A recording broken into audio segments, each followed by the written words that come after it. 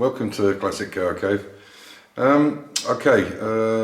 This will be the last one before the new year. Hopefully I'll do one before the new year or shortly after it, because I've got some packages coming with some parts for the XK and some other bits and pieces. So I'd like to wish you a very happy Christmas, and I'll wish you a new year when that comes along.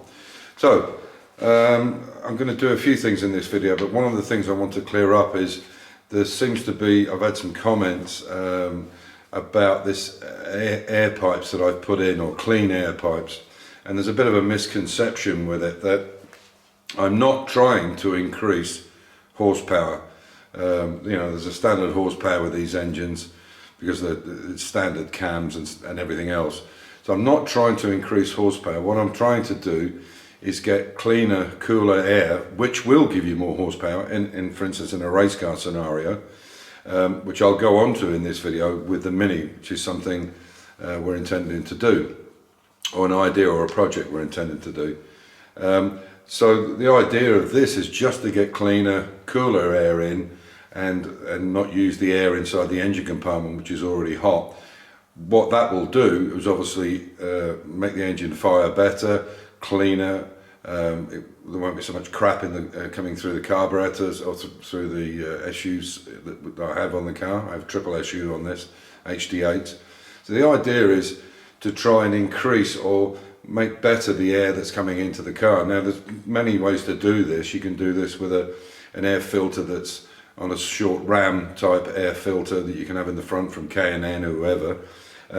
But what I didn't want to do is I didn't want to encroach on the vehicle. Now obviously this car is not standard anymore. It was an SE. It will not have the original Moss box in it. It's got a T5 box in it, 5-speed box. It's got a high flow head, which is the same on the E-Type, and it has a triple HD8 carburetor. So it's not standard anymore. It's actually in an S specification format. So the car will be a bit quicker. That's fairly obvious, but I'm not going to be running around the track in this car, and I'm certainly not going to be doing massively high speeds with it. Convertibles are terrible at very high speed because they just blow you to pieces. So the whole point of this exercise was not to gain horsepower as such. It was to get cleaner, cooler air into the engine to make it more efficient, but also to stop any damage, to mitigate the damage. So I just wanted to clear that up. It's fairly obvious that the bigger the pipe work, the better the flow is going to be, the less restrictions and so on. Certainly corrugated piping as opposed to metal piping, which has got a flat wall on it or a flat surface area, is going to be better.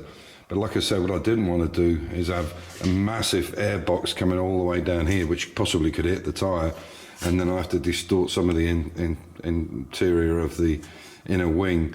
The idea was to use what we had in place, which this is what was there, and all we had to do was put a couple of pipes on it. Now, so I went down before the Christmas shutdown, and I bought a bunch of steel sheets. They're 50 by 50. This is one of the original panels, which is just a splash guard on the inside of the inner wing, but we've made this one up instead. There has to be we have to put slightly bit more on here, about 10 mil, which I'll do, and I'll cut it out. And this is 0.75 because it's only a mud shield. It's not a structural part of the car. It's just to stop crap coming up under the wheel well. So I'll make that, and I'll show you the process of doing that, or the process that I do with it, and how I fit it in and so on. We've got the pedals back in. Everything's now straight. They're straight in the holes through the bulkhead. And you can see how we've made up the springs for the return on the pedals. Now, from my understanding of it, they should be through here. And I think this is what this plate was made for. But I've seen a few different systems using that plate. Now, if you do that and bring a plate through there, they're at quite a strong angle. So we were thinking about it, and what we've done is we've actually just drilled a hole through that support there, that gusset, and we can adjust the spring tension. So obviously the pedals don't feel too heavy and they spring back okay, but not under a lot of tension. But we can adjust it there. It's quite tight now, and we can loosen it off. It is as and when we want. Now I'm fairly sure that there would be a hole in it if that's where it should have been, but it makes sense to me that should be a straight pull and not down the way. But anyway, any comments on how that should be set up, please let us know. But this is from the XK150 Explored. Bernard Weihart. This book is really something extra when you're building these cars of this kind of vintage, this kind of age. And you can actually see, look, there's the pedals we have, and you can see the springs, and it looks like they're actually getting caught on that outrigger, whereas we've put a hole in it and got it straight. Or maybe that piece that I showed you in the video part, maybe that's underneath there. But that to me just looks wrong. You're going to extend them springs far too much. I think the straight pull is the best way to go. So I think the way we've done it, and it's easier to adjust as well, rather than the springs just getting looser or stronger, whatever. Anyway, so that's how it does actually go on. So to carry on with this clean, cooler air that we talked about, as you can see on this Mini, we've used this. This is ducting from a house basically for a ventilation system, but I wanted to see how well it worked. There are rubber ones that we can use, but I wanted to check this one, and it was corrugated, so it did the job. And you can see that they're quite large, the pipe. And there's the one in the other wing there. You can just see it. Hopefully you can see it there. So what we're thinking about doing now is a friend of mine, Peter, and he's got a Mini, which is it's a 1380, and it's got an awful lot of done an awful lot of work to it, and it's got quite a fast road engine in it. And what we're thinking now of doing is maybe where the inner wing is, we could put in a bilge fan, which is basically a fan from the bilge in a boat or a ship, where to get rid of any gases that might have been built up in there with stagnant oil or fumes or whatever. And some of these ones at this kind of size can run 240 cubic foot per minute. And obviously this car's got a very small engine in it. This is a 1310, but it's 113 horsepower, but through that Weber carburetor. So if we could attach those 12-volt fans, and without it pushing air into this through these headlights, we were actually sucking and pushing the air, we could create even more. But it would actually have a threefold. One is it would push more air into the carburetor. We could use the excess air to cool the car down, because in the summer it's extremely hot in this car, so I could divert some of it, because it would actually push more than we actually need, because obviously we'd multiply that by 2 because there's 2 air intakes, and then I'd use a rubber hose and then put 2 fans either side, bilge fans. The only problem is though some of them are made for continuous use and some of them are only made for short-term use, so we'd have to get the right one.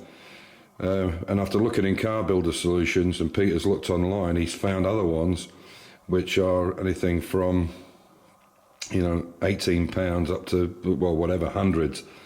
But he's actually going to do it on his car, and I'm going to see how the results work. And if it works out and he's pushing that much volume of air through it, then I'm going to do the same thing. I think for 30 or 40 quid and a couple of switches, it's well worth doing if we can push extra air into it, no matter what the speed is we're going at. So there you go, that's both floors done now.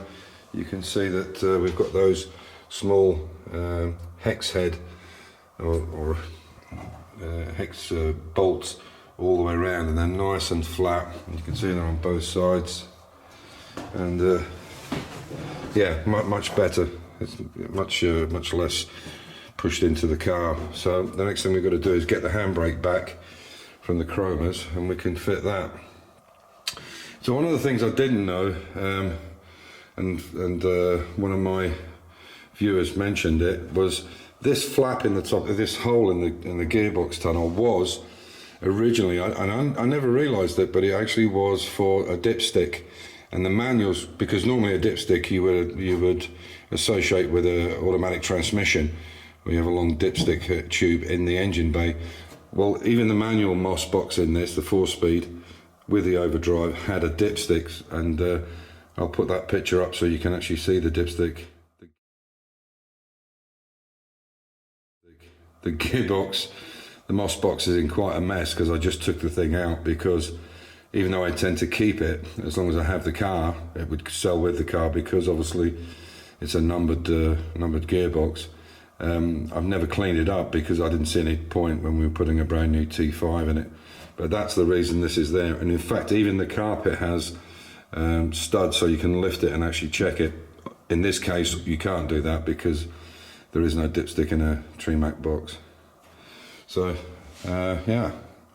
So you learn, every day's a school day and you learn something.